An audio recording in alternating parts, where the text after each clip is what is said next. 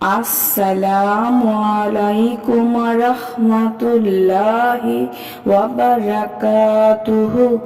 সুপ্রিয় সম্মানিত দর্শক শ্রোতা, আশা করি মহান রব্বুল আলামিনের দয়ায় আপনারা সকলেই ভালো আছেন। রাসূল সাল্লাল্লাহু আলাইহি ওয়াসাল্লামের 21টি সুন্নাহ যা আমরা অনেকেই জানি না, তা হলো নম্বর 1, মাঝে মাঝে বৃষ্টিতে ভেজা। সহিহ মুসলিম হাদিস নম্বর 898। নম্বর 2, রাতে স্ত্রীকে সাথে নিয়ে নির্জনে হাঁটা। সহিহ বুখারী হাদিস নম্বর 5211। নম্বর 3, বৃষ্টি আসলে দোয়া করা। সহিহ বুখারী হাদিস নম্বর 1032। নম্বর 4, স্ত্রীর রান্না করা হালাল খাবারের দোষ না ধরা। খেতে মন না চাইলে চুপ থাকা। সহিহ মুসলিম হাদিস নম্বর 264।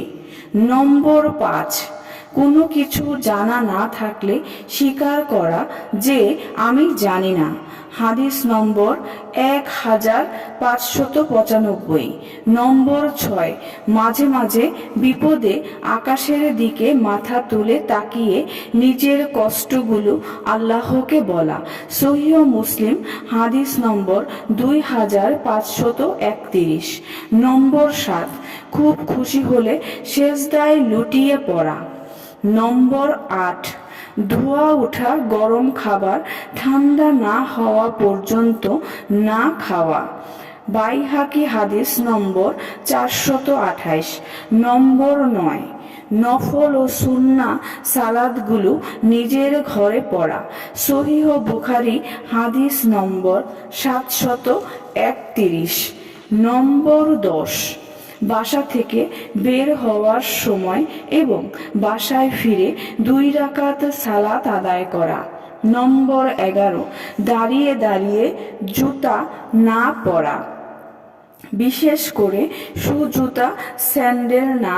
আবু দাউদ হাদিস নম্বর 4135। নম্বর 12, যতই ভালো খাবার হোক ভরা পেটে না খাওয়া। তিরমিজি হাদিস নম্বর 2478। নম্বর 13, ফজরের সালাতের পর সালাতের স্থানে বসে তাজবি পড়া, অতঃপর সূর্য ওঠার পরে 2 রাকাত সালাত আদায় করা। নম্বর 14, দ্বীনের দাওয়াত সহজ করার উদ্দেশ্যে নতুন একটি ভাষা শিক্ষা করা। মুসনাদে আহমদ হাদিস নম্বর 21618। নম্বর 15, বাড়িতে অজু করে রুমাল দিয়ে হাত পা মুছে মসজিদে জামাতে যাওয়া। তাবরানী হাদিস নম্বর 6139। নম্বর 16, মানুষের মাঝে বিবাদ মিটিয়ে দেওয়া। মুসনাদে আহমদ হাদিস নম্বর 27508। নম্বর 17, রাতে অজু অবস্থায় ঘুমানো। নম্বর 18, মাঝে মাঝে খালি পায়ে হাঁটা। আবু দাউদ হাদিস নম্বর 4160।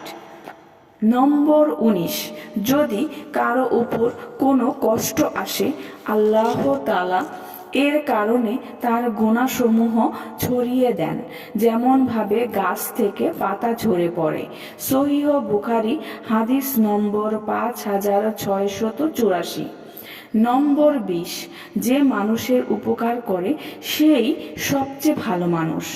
নম্বর 21, রাসূল সাল্লাল্লাহু আলাইহি ওয়াসাল্লাম বলেন, আমি হেলান দেওয়া অবস্থায় কোনো কিছু ভক্ষণ করি না।